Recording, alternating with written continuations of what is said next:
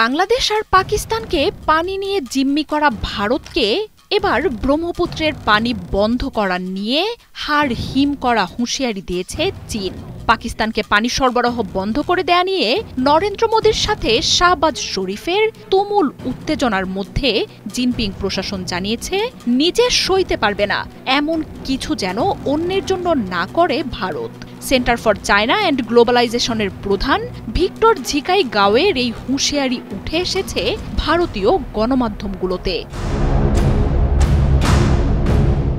পাকিস্তানের সাথে থাকা ৬টি নদীর ইন্দাস চুক্তি স্থগিত করে পানি সরবরাহ বন্ধ করে দেওয়ার ঘোষণা দিয়েছে নরেন্দ্র মোদীর সরকার।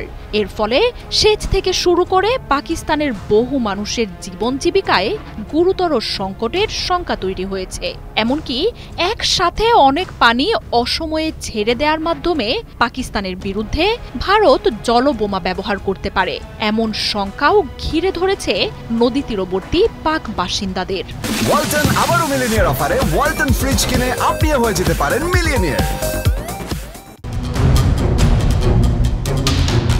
উজানে থাকা ভারতের পানি জিম্মির এই ঘটনায় নিন্দা আর সমালোচনার জোয়ার বইলেও তা পাত্তা দিচ্ছেন না নরেন্দ্র মোদী। তবে এবার হুঁশিয়ারি এসেছে এমন এক জায়গা থেকে যেটা অগ্রাহ্য করার সাহস বা ক্ষমতা কোনোটিই নেই মোদী প্রশাসনের। পাকিস্তানকে সাহায্য করতে উজানে থাকা চীন ভারতের বিরুদ্ধে পানিকে অস্ত্র হিসেবে ব্যবহার করবে কিনা এমন প্রশ্নের জবাব দেন ভিক্টর ঝিকাই গাও। বলেন, ভারতের এমন কোনো আচরণ অন্যের সাথে করা উচিত নয় যেটা তার সাথে হলে সে নিজে সহ্য করতে পারবে না। আর চীনের এই হুঁশিয়ারি যে ব্রহ্মপুত্রের পানি বন্ধ করা ঘিরেই, সেটাও স্পষ্ট করেছে ভারতীয় গণমাধ্যমগুলো। ২০২২ সাল থেকে ভারতকে ব্রহ্মপুত্রের পানি ও হাইড্রোলজিক্যাল তথ্য দেয়া বন্ধ করে দিয়েছে শি জিনপিং এর প্রশাসন। এই নিয়ে মোদী প্রশাসনকে কোনো জবাবও দিচ্ছে না চীন।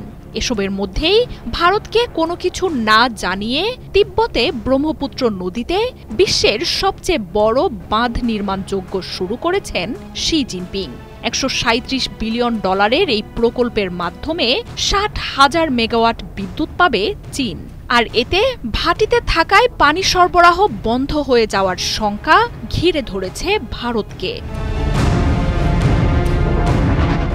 ভারতের তথ্যমতে দেশটির মিঠা পানির ৩ ভাগের ১ ভাগই যোগান দেয় ব্রহ্মপুত্র। এছাড়াও হাইড্রো পাওয়ারের একটা বড় অংশও এই নদীর পানি থেকে উৎপন্ন হয়। আর তাই চীন এই নদীর পানি বন্ধ করে দিলে ভারতের অর্থনৈতিক কৌশলগত ক্ষয়ক্ষতি অপূরণীয় রূপ নেবে। বিশেষ করে শুকনো মৌসুমে সবচেয়ে ভোগান্তিতে পড়বে ভারতের উত্তর পূর্বাঞ্চলীয় 7 সিস্টার্স রাজ্যগুলো। মার্জিয়া উপমা, ৭১।